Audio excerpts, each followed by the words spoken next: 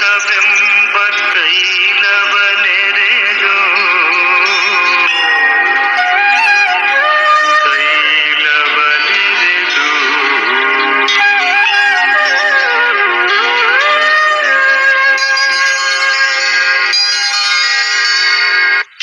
ಕಲ್ಯಾಣವೆಂಬ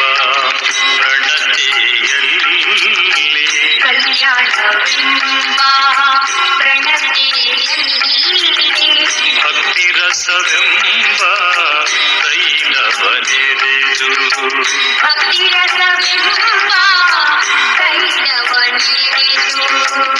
ಕಲ್ಯಾಣವೆಂಬ ಪ್ರಣತೆಯಲ್ಲಿ ಭಕ್ತಿ ರಸವೆಂಬ.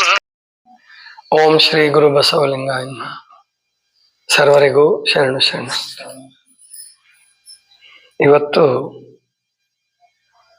ಚಿಂತನೆಗಾಗಿ ವಾಸುದೇವಿ ಹೇಳಿದ ವಚನನೇ ತಗೊಳ್ಳೋಣ.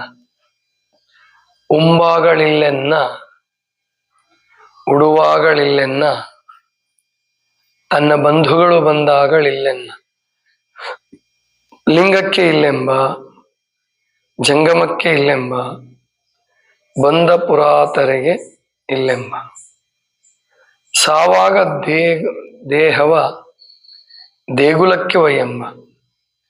ದೇವರಿಗೆ ಆ ಹೆಣ ಬಿಟ್ಟಿ ಹೇಳಿತ್ತೆ ಕೂಡಲ ಸಂಗಮ ದೇವ. ಬಹಳ ಅದ್ಭುತವಾದ ವಚನ. ಪ್ರಾಯಶಃ ವಾಟ್ಸಪ್ನವನಿಗೆ ಅಂದ್ರೆ ಕಳಿಸಿದ ಮೆಸೇಜ್ ಅವನಿಗೆ ಮೊದಲು 3 ಸಾಲ ಅರ್ಥ ಆದಂಗೆ ಕಾಣಿಸೋದಿಲ್ಲ. ಅದು ಲಾ ಬಂದಿದೆ. ಉಂಬಾಗಳಿಲ್ಲೆನ್ನ, ಉಡುವಾಗಳಿಲ್ಲೆನ್ನ. ಅದ್ರ ಲಾ ಅಂದ್ರೆ ಲಾ ಅಷ್ಟೇ. ಉಡುವಾಗಲು, ಉಂಬಾಗಲು. ಉಂಬಾಗಲು ಅಂದ್ರೆ ಉಣ್ಣುವಾಗ, ಊಟ ಮಾಡೋದಕ್ಕೆ, ತಾನು ಆನಂದವಾಗಿರೋದಕ್ಕೆ, ತನ್ನ ಮಕ್ಕಳಿಗೆ, ಮನೆಯವ್ರಿಗೆ, ಯಾವುದಕ್ಕೂ ಅವನೇನು ಜಿಪುಣತನ ಮಾಡಲ್ಲ. ಉಂಬಾಗಳಿಲ್ಲೆನ್ನ, ಉಡುವಾಗ ಇಲ್ಲೆನ್ನ. ಅದಕ್ಕೆ ಖರ್ಚು ಮಾಡ್ತಾನಂತ. ಕೆಲವರು ಅದಕ್ಕೂ ಮಾಡಲ್ಲ. ಅದನ್ನ ನಾವು ತಿಳ್ಕೋಬೇಕು. ಕೆಲವರು ತನ್ನ ಹಿತಕ್ಕೂ ಖರ್ಚು ಮಾಡೋದಿಲ್ಲ, ಅಷ್ಟು ಜಿಪುಣರಿರ್ತಾರೆ. ತನ್ನನ್ನು ನಂಬಿಕೊಂಡಂತ ಹೆಂಡತಿ ಮಕ್ಕಳಿಗೂ ಖರ್ಚು ಮಾಡಲ್ಲ. ಆದ್ರೆ ಇಲ್ಲಿ ಬಸವಣ್ಣವ್ರು ಹೇಳೋದು, ಈ ಸೀಮಿತ ಸಂಸಾರಿ ಅಂದ್ರೆ ರಕ್ತ ಸಂಬಂಧಿಕ, ಇವನು ಉಣ್ಣುವಾಗೆ ಅಂತ ತೊಂದರೆ ಮಾಡ್ಕೊಳಲ್ಲ. ಹಬ್ಬ ಹುಣ್ಣಿಮೆ ಮಾಡ್ತಾನೆ, ಮಸ್ತಾಗಿ ಊಟ ಮಾಡ್ತಾನೆ, ಉಣಿಸ್ತಾನೆ ಬೇರೆಯವ್ರಿಗೂ. ಅದು ಯಾರು ಉಣಿಸ್ತಾನೆ ಅಂದ್ರೆ ತನ್ನ ಬಂಧುಗಳಿಗೆ ಮಾತ್ರ, ತನಗೆ ಸಂಬಂಧಪಟ್ಟವ್ರಿಗೆ, ನೆಂಟರು ಇಷ್ಟರು, ಅವರು ಇವರು. ಉಂಬಾಗಳಿಲ್ಲೆನ್ನ, ಉಡುವಾಗಳಿಲ್ಲೆನ್ನ. ಉಡುವಾಗ ಅಂದ್ರೆ ಬಟ್ಟೆ ಹಾಕೊಳ್ಳುವಾಗ, ಬಟ್ಟೆ ಹೊಲಿಸ್ಕೊಳ್ಳುವಾಗ ಒಳ್ಳೆ ಒಳ್ಳೆ ಬಟ್ಟೆ ಹೊಲಿಸ್ಕೊಳ್ತಾನೆ, ಒಳ್ಳೆ ಊಟ ಮಾಡ್ತಾನೆ, ನೆಂಟರು ಇಷ್ಟಕ್ಕೆ ಕೊಡ್ತಾನೆ, ತನ್ನನ್ನು ಹೊಗಳವ್ರಿಗೆ, ತನ್ನನ್ನು ಆಶ್ರಿತರಿಗೆ ಎಲ್ಲ ಕೊಡ್ತಾನೆ. ತನ್ನ ಬಂಧುಗಳು ಬಂದಾಗಳಿಲ್ಲೆನ್ನ, ಬಂಧು ಬಾಂಧವ್ರಿಗೂ ಹಂಚ್ತಾನೆ, ಕೊಡ್ಲೇಬೇಕಿಲ್ಲ, ಅವ್ರು ಬಿಡಲ್ಲ. ಆದ್ರೆ ಲಿಂಗಕ್ಕೆ ಇಲ್ಲೆಂಬ, ಜಂಗಮಕ್ಕೆ ಇಲ್ಲೆಂಬ. ಲಿಂಗ ಅಂದ್ರೆ ಪರಮಾತ್ಮನ ಕೆಲಸ. ಪರಮಾತ್ಮನಿಗೆ ನಾವೇನು ಕೊಡ್ಬೇಕಾಗಿಲ್ಲ. ಏನು, ದೇವರು ನಿತ್ಯ ತೃಪ್ತ, ಅವನಿಗೆ ಕೊಡ್ಬೇಕಾದ್ದೇನಿಲ್ಲ. ಲಿಂಗಕ್ಕೆ ಕೊಡೋದು ಅಂದ್ರೆ, ದೇವರಿಗೆ ಕೊಡೋದು ಅಂದ್ರೆ ಏನಪ್ಪಾ ಅಂತಂದ್ರೆ, ಸಮಾಜದ ಕೆಲಸಗಳಿಗೆ, ದೇಶದ ಕೆಲಸಗಳಿಗೆ, ಒಟ್ಟು ಸಾಮೂಹಿಕ ಕೆಲಸಗಳಿಗೆ ನಾವು ದಾನ ಮಾಡ್ತೀವಲ್ಲ, ಅಲ್ಲಿ ಯಾರ್ದು ಒಬ್ರದ್ದಲ್ಲ ಅದು. ಈಗ ಉದಾಹರಣೆಗೆ ಮರಗಿಡ ಬೆಳೆಸುವಂಥದ್ದು, ಅರಣ್ಯ ಬೆಳೆಸುವಂಥದ್ದು, ಅಥವಾ ಸರ್ಕಾರಕ್ಕೆ ನಾವು ಟ್ಯಾಕ್ಸ್ ಕೊಡ್ಬೇಕು, ಅದೆಲ್ಲ ಎಲ್ರಿಗೂ ಉಪಯೋಗ ಆಗ್ತಕ್ಕಂಥವು. ಅದು ದೈವದ ಕೆಲಸ ಅಂತ. ಇಂಥವಕ್ಕೆ ಲಿಂಗಕ್ಕೆ ಇಲ್ಲೆಂಬ, ಜಂಗಮಕ್ಕೆ ಇಲ್ಲೆಂಬ. ಜಂಗಮ ಅಂದ್ರೆ ತ್ಯಾಗಿಗಳು, ಯೋಗಿಗಳು, ಗುರುಗಳು, ದೊಡ್ಡ ದೊಡ್ಡ ಕೆಲಸ ಮಾಡೋರು. ಅವರು ಕೂಡ ಒಂದು ಸೀಮಿತ ಸಂಸಾರಿಗಳಲ್ಲ. ಜಂಗಮ ಅಂದ್ರೆ ಯಾವ್ದೊಂದು ಜಾತಿ ಅಲ್ಲ ಅದು. ಈಗ ಅದನ್ನೊಂದು ಜಾತಿ ಮಾಡಿಟ್ಟಿದೀವಿ, ಆದ್ರೆ ಜಾತಿ ಅಲ್ಲ. ಜಂಗಮ ಅಂದ್ರೆ ಜನನ ಮರಣ ಗಮನಗಳನ್ನ ಮೀರಿ ನಿಂತವನು.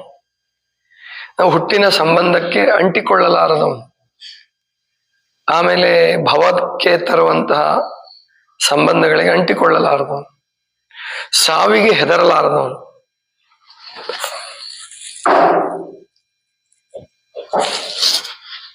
ಇಂಥವನಿಗೆ ಜಂಗಮ ಅಂತ ಹೇಳಿದರು ಶರಣರು. ಮತ್ತೆ ಈ ಜಾತಿ ಹೆಂಗ್ ಬಂತ್ರಿ?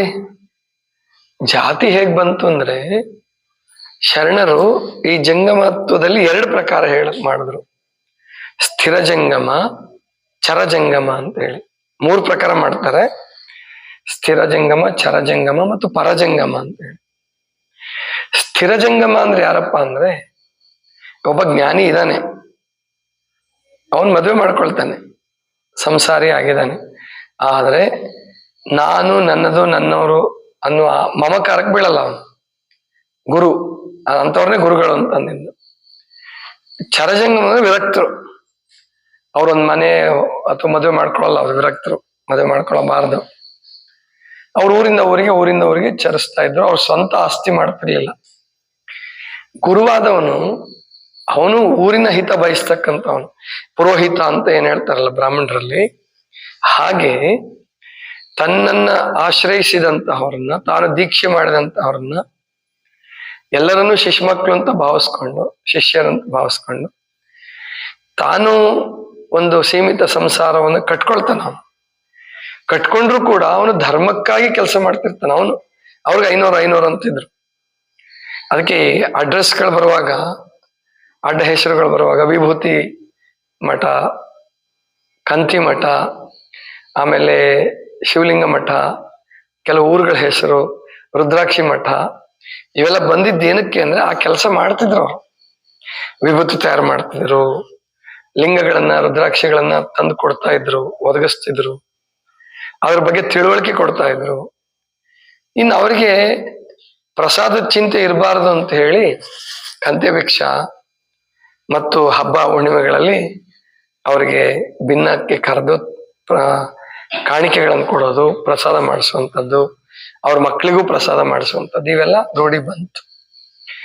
ಅವು ಮುಂದೆ ಒಂದ್ ವೇಳೆ ಅವ್ರ ಮಗ ಅವನು ಜ್ಞಾನಿ ಆಗ್ಲಿಲ್ಲ ಅಥವಾ ಅವನು ಸೀಮಿತ ಸಂಸಾರಕ್ಕೆ ಒಳಪಟ್ಟ, ಆವಾಗ ಅವನು ಜಂಗಮ ಆಗ್ತಿರ್ಲಿಲ್ಲ. ಅವನು ಜಾತಿ, ಅವನಿಗೆ ಬೇರೆ ವೃತ್ತಿ ಬಂತಂದ್ರೆ, ಜಂಗಮ ವೃತ್ತಿ ಬಿಟ್ಬಿಟ್ಟ ಅಂದ್ರೆ ಅವನ್ ಜಂಗಮನ ಅನ್ನಂಗಿರ್ಲಿಲ್ಲ ಮೊದಲು. ಆದ್ರೆ ಮುಂದೆ ಬರ್ತಾ ಅದೇನಾಯ್ತು ಅಂದ್ರೆ ಜಾತಿ ವ್ಯವಸ್ಥೆ ಬಂದ್ಬಿಡ್ತು. ಅವ್ರ ಅಪ್ಪ ಜಂಗಮ ಇದ್ರೆ ಮಗ ಎಂಥವನಾರ ಇರ್ಲಿ, ಗುರುಗಳು ಸ್ವಾಮಿಗಳಂತ ಗೌರವ ಕೊಡ್ತಕ್ಕಂಥದ್ದು ಶುರುವಾಯ್ತು. ಅವನೇ ಚಲೋ ಇದ್ರು ಪರವಾಗಿಲ್ಲ, ಅವನ್ ಚಟಗಳಿಗೆ ಬಿದ್ರು, ತಂಬಾಕು ಹಾಕಿದ್ರು, ಕುಡಿದ್ರು, ತಿಂದ್ರು, ಈ ತರ ಇದ್ರು ಅಯ್ಯ ಸ್ವಾಮಿಗಳು ನೋಡಿ ಹೆಂಗ್ ಮಾಡಕತ್ತಾರ. ಇದು ಸಮಾಜದಲ್ಲಿ ಬಂತು. ಇದು ಒಳ್ಳೆಯ ಪದ್ಧತಿ ಅಲ್ಲ. ಜಂಗಮ ಅನ್ನಿಸ್ಕೋಬೇಕಾದ್ರೆ, ಅವನ ಸಮಾಜದಿಂದ ಹಣ ಅಥವಾ ಭಿಕ್ಷೆ ತಗೋಬೇಕಾದ್ರೆ ಅದಕ್ಕೆ ತಕ್ಕ ಹಾಗೆ ಇರ್ಬೇಕು ಅವನು, ಇಲ್ಲಾಂದ್ರೆ ಪಾಪದ್ದಂತ ಹೇಳಿದ್ರು. ಅವನು ಅದಕ್ಕೆ ತಕ್ಕನಂಗೆ ಇಲ್ಲದೆ ಹೋದ್ರೆ ವಿದ್ಯೆ ಇಲ್ಲ, ಬುದ್ಧಿ ಇಲ್ಲ, ದುಶ್ಚಟಗಳಲ್ಲಿ ಬಿದ್ದಿದ್ದಾನೆ, ಆವಾಗ ಅವನಿಗೆ ಭಿಕ್ಷೆ ಬೇಡ ಹಕ್ಕಿಲ್ಲ, ಭಿಕ್ಷೆ ಬೇಡಬಾರ್ದು. ಭಿಕ್ಷೆ ಯಾವಾಗ ಬೇಡ್ಬೇಕಪ್ಪ ಅಂದ್ರೆ ತಾನು ಎಲ್ಲರಿಗಾಗಿ ಬದುಕುವಾಗ. ತನ್ನ ಈಗ 40 ವಾರ್ಡ್ ಶರಣರು ಅಂತಿದ್ರು, ವೀರೇಶ್ವರ ಶರಣರು ಅಂತ, ಇವತ್ತಿಗೂ ಪ್ರಸಿದ್ಧಿ ಆ ಊರಲ್ಲಿ, ತುಂಬಾ ಪ್ರಸಿದ್ಧಿ. 40 ವಾರ್ಡ್ ಅಂತ ಬರುತ್ತೆ ಮುದ್ದೆಬೇಳ ಕಡೆಗೆ. ಅವ್ರ ಮಗಳು ರುದ್ರಮ್ಮ ಅಂತಿದ್ರು, ಅವ್ರ ಸಂಸಾರಿಗಳೇ. ಅವರು ಭಿಕ್ಷಕ್ಕೆ ಹೋಗ್ತಿದ್ರು. ಒಬ್ಳು ಮಗಳು ಕೂಡ ಇದ್ರು, ಅವರು ದೊಡ್ಡ ಶರಣೆ ರುದ್ರಮ್ಮ ಅಂತ ಸೊಲ್ಲಾಪುರದಾಗ ಇರ್ತಿದ್ರು. ಪ್ರಾಯಶಃ ಸೊಲ್ಲಾಪುರ ಅವ್ರ ತಾಯಿ ಊರು ಕಾಣಿಸ್ತದೆ, ಅಲ್ಲಿ ಹೋಗಿ ಮಠ ಮಾಡಿ. ರುದ್ರಮ್ಮ ಅವ್ರ ಮಠ ಇವತ್ತಿಗೂ ಇದೆ ಅಲ್ಲಿ. ಇವ್ರು ದಿವಸ ಭಿಕ್ಷಕ್ಕೆ ಹೋಗ್ತಿದ್ರು 40 ವಾರ್ಡ್ ಶರಣರು, ವೀರೇಶ್ವರ ಶರಣರು. ಒಂದಿಷ್ಟು ಮನೆ ಕಂತೆ ಭಿಕ್ಷೆ ತರೋದು ಅಂತ ಹೇಳಿ ತಂದು ದಾಸೋಹ ಮಾಡ್ತಿದ್ರು. ಮೊದಲು ದಾಸೋಹ ಮಾಡಿ ಲಿಂಗ ಪೂಜೆ ಮಾಡ್ಕೊಂಡು ಪ್ರಸಾದ ಮಾಡ್ತಿದ್ರು. ಅವ್ರು ಬಹಳ ಬೆಲೆ ಕೊಡ್ತಿದ್ರು. ಇವತ್ತಿಗೂ ವೀರೇಶ್ವರ ಶರಣರು ಪವಾಡಗಳು ಕೂಡ ಇದಾವೆ, ಅವ್ರ ಬಗ್ಗೆ ಪುರಾಣ ಕೂಡ ಬರೆದಿದ್ದಾರೆ. ಅಂತ ವೀರೇಶ್ವರ ಶರಣರ ಜೀವನದಲ್ಲಿ ಒಂದು ಘಟನೆ ನಡೆಯುತ್ತೆ. ಮಗಳಿನ್ನು ಚಿಕ್ಕವಳು, ಅವ್ರ ಹೆಂಡತಿ ತೀರ್ಕೊಳ್ತಾರೆ. ಗೊತ್ತಾಗತ್ತೆ ಇವ್ರಿಗೆ, ಭಿಕ್ಷಕ್ಕೆ ಹೊರಟಿದ್ದಾರೆ, ಕಾಯ್ಕಕ್ಕೆ ಹೊರಟಿದ್ದಾರೆ, ಹೆಂಡತಿ ತೀರ್ಕೊಂತಾರೆ. ಹುಷಾರಿರ್ಲಿಲ್ಲ, ಏನಾಗಿತ್ತು, ಒಟ್ಟು ಹೆಂಡತಿ ತೀರ್ಕೊಂತ.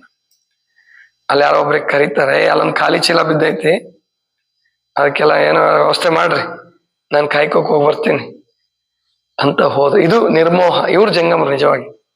ಅವ್ರು ಮದುವೆ ಮಾಡ್ಕೊಂಡಿದ್ರು ಕೂಡ ಅವ್ರ ಜಂಗಮರು. ಹೆಂಡತಿಯ ಶವ ಅವ್ರಿಗೆ ಹೆಂಗ್ ಕಾಣಿಸ್ತು? ಖಾಲಿ ಚೀಲ ಅಂದ್ರೆ ಆತ್ಮ ಹೊರಟೋಗಿದೆ. ಅದರಲ್ಲಿರೋ ಜೀವ ಅಂದ್ರೆ ಬೆಲೆ ಇರೋದು ಈ ಶರೀರಕ್ಕೆ ಎಲ್ಲಿ ತನಕ ಅಂದ್ರೆ ಇದರಲ್ಲಿ ಪ್ರಾಣ ಇರೋವರೆಗೆ, ಆತ್ಮ ಇರೋವರೆಗೆ. ಪ್ರಾಣ ಆತ್ಮ ಹೊರಟೋಯ್ತು ಅಂತಂದ್ರೆ, ಜೀವಾತ್ಮ ಹೊರಟೋಯ್ತು ಅಂತಂದ್ರೆ ಇದಕ್ಕೇನ್ ಬೆಲೆ ಇಲ್ಲ. ಸರ್ದಾರ್ ವಲ್ಲಭಾಯ್ ಪಟೇಲ್ರು ಜಂಗಮ ಅನ್ನೋ ಶಬ್ದನೂ ಕೇಳಿರ್ಲಿಲ್ಲ. ಆ ಕಡೆ ಗುಜರಾತ್ ಕಡೆ ಎಲ್ಲ ಜಂಗಮದ್ದು ಅದು ಇದು ಏನು ಗೊತ್ತಿಲ್ಲ ಅವ್ರಿಗೆಲ್ಲ. ಮಾಮೂಲಿ ಸಾಂಪ್ರದಾಯಿಕವಾಗಿ ಹೆಂಗ್ ನಡ್ಕೊಂಡು ಬರ್ತದೆ, ದೇವ್ರ ಪೂಜೆ ಮಾಡೋದು, ಕಾಶಿಗೆ ಹೋಗೋದು, ಸೌರಾಷ್ಟ್ರ ಸೋಮೇಶ್ವರಕ್ಕೆ ಹೋಗೋದು, ಅದೆಲ್ಲ ಅವ್ರು ಪಕ್ಕ ಮಾಡ್ತಾರ. ನಮ್ದು ಹಂಗಲ್ಲ. ನಮ್ಮಲ್ಲೇ ಪರಮಾತ್ಮನ ಹುಡುಕಿಕೊಳ್ಳುವ ಮಾರ್ಗವನ್ನ ಬಸವಣ್ಣವರು 12ನೇ ಶತಮಾನದಲ್ಲಿ ತೋರಿಸಿದ್ರು. ಇವ್ರು ಹೆಂಗ್ ಜಂಗಮರಾಗಿದ್ರು ಸರ್ದಾರ್ ವಲ್ಲಭಾಯ್ ಪಟೇಲ್ರು ಅಂದ್ರೆ, ವಕೀಲರಾಗಿದ್ರು, ವಾದ ಮಾಡ್ತಾ ಇದ್ರು ಕೋರ್ಟಲ್ಲಿ. ಟೆಲಿಗ್ರಾಮ್ ಬರ್ತದೆ, ಟೆಲಿಗ್ರಾಮ್ ನೋಡ್ತಾರೆ, ಸುಮ್ಮನೆ ಜೇಬಲ್ಲಿ ಇಟ್ಕೊಂತಾರೆ, ಯಾರಿಗೆ ವಾದ ಮಾಡ್ತಾರೆ, ಅವ್ರದ್ದೇನ್ ಕೆಲಸ ಇರ್ತದೆ ವಕೀಲಿಕೆ ಮಾಡ್ತಾರೆ. ಆಮೇಲೆ ಕೇಳ್ತಾರೆ ಅವ್ರ ಸ್ನೇಹಿತರು, ಜಡ್ಜು, ಏನು ಟೆಲಿಗ್ರಾಮ್ ಅಂತಲ್ಲ, ಎಲ್ಲ ಕೆಲಸ ಮುಗಿದ್ಮೇಲೆ ಮಧ್ಯಾಹ್ನ ಅದು ಏನು ಕೋರ್ಟ್ ಎಲ್ಲ ಮುಗಿದ್ಮೇಲೆ ಕೇಳ್ತಾರೆ. ಆ ಟೆಲಿಗ್ರಾಮ್ ಅಲ್ಲಿ ಏನ್ ಬರುತ್ತೆ ಅಂದ್ರೆ ಹೆಂಡತಿ ಸತ್ತಿರೋದು ಟೆಲಿಗ್ರಾಮ್ ಬಂದಿರ್ತದೆ, ಹೆಂಡತಿ ತೀರ್ಕೊಂಡಿದ್ದಾರೆ. ಅಂದ್ರೆ ಅವ್ರ ಕಾಯಕಕ್ಕೆ ಚ್ಯುತಿ ತರಲಿಲ್ಲ ಸರ್ದಾರ್ ವಲ್ಲಭಾಯ್ ಪಟೇಲ್ರು. ಅಂದ್ರೆ ಇದು ಜಂಗಮತ್ವ. ಗಾಂಧೀಜಿ ಜಂಗಮ ಪದ ಕೇಳಿರ್ಲಿಕ್ಕಿಲ್ಲ, ಆದ್ರೆ ಅವ್ರ ಬದುಕು ಜಂಗಮ. ಲಾಲ್ ಬಹದ್ದೂರ್ ಶಾಸ್ತ್ರಿಜಿ ಅವರು ಜಂಗಮ ಪದ ಕೇಳಿದ್ರೋ ಇಲ್ಲೋ ಗೊತ್ತಿಲ್ಲ, ಆದ್ರೆ ಅವ್ರು ಜಂಗಮರು. ಅಂದ್ರೆ ಹೀಗೆ ಜಂಗಮ ಅನ್ನೋನು ಜಗತ್ತಿಗಾಗಿ ಬದುಕುವನು, ಜಗತ್ತಿನ ಹಿತಕ್ಕಾಗಿ ಬದುಕುವನು. ಅದರಲ್ಲಿ ತನ್ನ ಹಿತ ಕೂಡ ಅಡಗಿರ್ತದೆ, ಅಡಗಬಾರದು ಅಂತ ಏನಿಲ್ಲ. ತನಗೆ ತೊಂದರೆ ಮಾಡ್ಕೊಂಡು, ತನ್ನ ಸಂಸಾರಕ್ಕೆ ತೊಂದರೆ ಮಾಡ್ಕೊಂಡು ಮಾಡ್ಬೇಕು ಅಂತ ಏನು ಯಾವ ಧರ್ಮವೂ ಹೇಳಲ್ಲ. ಆದ್ರೆ ಸ್ವಾರ್ಥಿ ಆಗಲಾರದೆ ನಿಸ್ವಾರ್ಥತೆಯಿಂದ ಬದುಕುವವನು, ಅವನಿಗೆ ಸಮಾಜದಿಂದ ಪಡ್ಕೊಳಕ್ ಹಕ್ಕಿದೆ, ಅವಾಗ ಭಿಕ್ಷೆ ಬೇಡಕ್ ಹಕ್ಕಿದೆ. ಅಂತ ಜಂಗಮಕ್ಕಿಲ್ಲ ಅಂತಾನೆ, ಲಿಂಗಕ್ಕಿಲ್ಲೆಂಬ ಜಂಗಮಕ್ಕೆ ಇಲ್ಲೆಂಬ, ಪುರಾತನರು ಬಂದರೆ ಇಲ್ಲೆಂಬ. ನಮ್ಮ ಪುರಾತನರು ಬಂದರೆ ಇಲ್ಲ. ಪುರಾತನ ಅಂದ್ರೆ ಹಿರಿಯರು, ದೊಡ್ಡವರು, ಜ್ಞಾನಿಗಳು. ಲಿಂಗಕ್ಕೆ ಇಲ್ಲೆಂಬ ಜಂಗಮಕ್ಕೆ ಇಲ್ಲೆಂಬ, ಬಂದ ಪುರಾತರಿಗೆ ಇಲ್ಲೆಂಬ. ಸಾವಾಗ ದೇಹವನ್ನು ದೇಗುಲಕ್ಕೆ ಒಯ್ಯೆಂಬ. ಎಷ್ಟು ಚೆನ್ನಾಗಿ ಹೇಳ್ತಾರೆ ಅಂದ್ರೆ, ಸಾವು ಬಂದಾಗ ನನ್ನನ್ನು ದೇವಾಲಯಕ್ಕೆ ತಗೊಂಡೋಗ್ರಪ್ಪ, ದೇವಾಲಯದಲ್ಲಿ ನನ್ನ ಜೀವ ಹೋಗ್ಲಿ, ನನಗೆ ದೇವ್ರ ಮುಕ್ತಿ ಕೊಡ್ತಾನೆ, ಇದು ಭಾವನೆ ಇತ್ತು ಹಿಂದೆ. ಹೀಗಿಲ್ಲ ಬಿಡಿ. ಕಾಶಿಗೆ ಹೋಗ್ತಿದ್ರು ತೀರ್ಕೊಳಕ್ಕೆ, ದೇಹ ಬಿಡಕ್ಕೆ, ಗುಡಿಗೆ ಹೋಯ್ತಿದ್ರು ಹೆಣ. ಅಂದ್ರೆ ಇನ್ನೇನು ಜೀವ ಹೋಗುತ್ತೇನೋ ಗುಡಿಗೆ ಒಯ್ಯೋದು. ಈಗ ಯಾರು ಒಯ್ಯಲ್ಲ, ಈಗ ಐಸಿಯುಗೆ ಹೋಯ್ತಾರೆ. ಈಗ ಗೊತ್ತಾಯ್ತಲ್ಲ, ಇನ್ನು ಏನೇನ್ ತೀರ್ಕೊಳ್ತಾರೆ ಅನ್ನುವಾಗ್ಲೂ ಬಿಡಲ್ಲ. ಐಸಿಯುಗೆ ಹೋಗಿ 1 ಲಕ್ಷ 2 ಲಕ್ಷ ಕಟ್ಟಿ ಅಲ್ಲಿ ಸತ್ರೆ ಎಲ್ರಿಗೂ ಸಮಾಧಾನ. ಗೊತ್ತಾಯ್ತು, ಆ ಕಾಲ ಬಂದಿದೆ ಇವಾಗ. ಅಂದ್ರೆ ಈ ಲಿಂಗಕ್ಕೆ ಇಲ್ಲೆಂಬ ಜಂಗಮಕ್ಕೆ ಇಲ್ಲೆಂಬ, ಬಂದ ಪುರಾತರಿಗೆ ಸಾವಾಗ ದೇಹವನ್ನು ದೇಗುಲಕ್ಕೆ ಒಯ್ಯೆಂಬ. ದೇವರಿಗೆ ಆ ಹೆಣ ಬಿಟ್ಟು ಹೇಳಿತ್ತೆ, ದೇವ್ರಿಗೆ ಆ ಹೆಣ ಏನ್ ಬಿಟ್ಟು ಹೇಳ್ತಾನಪ್ಪ, ಸುಮ್ನೆ ಸಾಕ್ಷಿ ಹೇಳ್ಬಿಡುತ್ತಾ ಅಂತ ಕೇಳ್ತಾರೆ. ಅದಕ್ಕೆ ಕೂಡಲ ಸಂಗಮ ದೇವ ಅಂದ್ರೆ ನಮ್ಮ ಹಣವನ್ನ, ನಮ್ಮ ಆಸ್ತಿಯನ್ನ, ನಮ್ಮ ಸಂಪತ್ತನ್ನ ಒಳ್ಳೆ ಕೆಲಸಕ್ಕಾಗಿ ಕೊಡ್ಬೇಕು. ಬರೀ ಸ್ವಾರ್ಥಕ್ಕಾಗಿ ಉಣ್ಣೋದಕ್ಕೆ ತಿನ್ನೋದಕ್ಕೆ ಬಳಸಬಾರ್ದು. ಬಳಸ್ಕೊಳ್ಳಿ, ಅದಕ್ಕೂ ಕೂಡ ಬಳಸ್ಕೊಳ್ಳಿ, ಬೇಡ ಅಂತ ಅನ್ನಲ್ಲ ಯಾರು. ಆದ್ರೆ ಸಮಾಜದ ಕೆಲಸ ಬಂದಾಗ, ರಾಷ್ಟ್ರದ ಕೆಲಸಕ್ಕೆ ಅಂತ ಬಂದಾಗ ಅದಕ್ಕೂ ಕೂಡ ಕೊಡ್ಬೇಕು. ನೋಡಿ, ಸಣ್ಣದಿದೆ ವಚನ, ಅದನ್ನು ಕಲ್ತ್ಕೊಂಡ್ಬಿಡ್ಬೋದು ನೀವು. ಉಂಬಾಗಳಿಲ್ಲೆನ್ನ ಉಡುವಾಗಳಿಲ್ಲೆನ್ನ, ತನ್ನ ಬಂಧುಗಳು ಬಂದಾಗಳಿಲ್ಲೆನ್ನ, ಲಿಂಗಕ್ಕೆ ಇಲ್ಲೆಂಬ ಜಂಗಮಕ್ಕೆ ಇಲ್ಲೆಂಬ, ಬಂದ ಪುರಾತರಿಗೆ ಇಲ್ಲೆಂಬ. ಪುರಾತನ ಅಂದ್ರೆ ಬಸವಾದಿ ಪ್ರಮಥರು, ಪುರಾತನರು, ಅಥವಾ ಈಗಿನ ಕಾಲದಲ್ಲಿ ಪುರಾತನರು ಅಂದ್ರೆ ಹಿರಿಯರು ಅಂತ ಅರ್ಥ ತಗೋಬೇಕು. ಹಿರಿಯರು, ವಯಸ್ಸಾದಂತಹವರು, ಗುರುಗಳು, ಜ್ಞಾನಿಗಳು, ಯೋಗಿಗಳು ಬಂದಾಗ ಇಲ್ಲ ಅನ್ಬಾರದು. ಹಂಗಂತಾನೆ ಸಾವಾಗ ದೇಹವನ್ನು ದೇಗುಲಕ್ಕೆ ಒಯ್ಯೆಂಬ, ದೇವರಿಗೆ ಆ ಹೆಣ ಬಿಟ್ಟು ಹೇಳಿದ್ದೆ ಕೂಡಲ ಸಂಗಮ ದೇವ. ಇದಿಷ್ಟು ಇವತ್ತಿನ ಚಿಂತನ. ಇವತ್ತು ಸ್ವಲ್ಪ ಟೈಮ್ ಟೇಬಲ್ ಬದಲಾವಣೆ ಆಗಿದೆ. ಅಂದ್ರೆ ಬಹಳ ಜನ ಏನ್ ಕೇಳ್ಕೊಂಡ್ರಂದ್ರೆ, ಬೇಗ ಸೂಪ್ ಕೊಟ್ರೆ ಒಳ್ಳೇದು, ಸೂಪ್ ತಗೊಂಡ್ಮೇಲೆ 1 ಗಂಟೆ 1.5 ಗಂಟೆ ನಮಗೆ ಅವಕಾಶ ಕೊಡಿ, ಅಂದ್ರೆ ಮಾತಾಡೋದಕ್ಕೆ ಫೋನಲ್ಲಿ ಇರ್ಬೋದು ಅಥವಾ ವಾಕಿಂಗ್ ಮಾಡಕ್ಕೆ ಅವಕಾಶ ಮಾಡಿಕೊಡಿ ಅಂತ ಕೇಳಿದ್ದಾರೆ. ಅದಕ್ಕೋಸ್ಕರವಾಗಿ 6:30 ಇನ್ಮೇಲೆ ಒಂದಷ್ಟು ದಿವಸ ಪ್ರಯೋಗ ಮಾಡೋಣ, ಒಂದು 15 ದಿವಸ ತಿಂಗಳು ಪ್ರಯೋಗ ಮಾಡೋಣ. ಇನ್ನು ಮುಂದೆ ಆಮೇಲೆ ಶ್ರಾವಣ ಮಾಸದ ಪ್ರವಚನ ಶುರು ಆಗತ್ತಲ್ಲ, ಅವಾಗ 6:30 ಇರೋದು ಒಳ್ಳೇದೇನೆ. 6:30 7:30 ಮುಗಿಸ್ಬಿಟ್ಟು ಹೊರಡ್ಬೋದು. ಆದ್ರಿಂದ ಅದನ್ನ ನಾವೆಲ್ಲರೂ ಅನುಸರಣೆ ಮಾಡೋಣ. 6:30 ಸಿದ್ಧರಾಗಿ 6:25 ಬೆಲ್ ಆಗುತ್ತೆ. ಎಲ್ಲರೂ ಬಂದ್ಬಿಡಿ ಬೇಗ ಬೇಗ. ನಾಳೆಯಿಂದ ಆ ಕೆಲಸ ಮಾಡೋಣ. ಸರ್ವರಿಗೂ ಶರಣ ಶರಣ.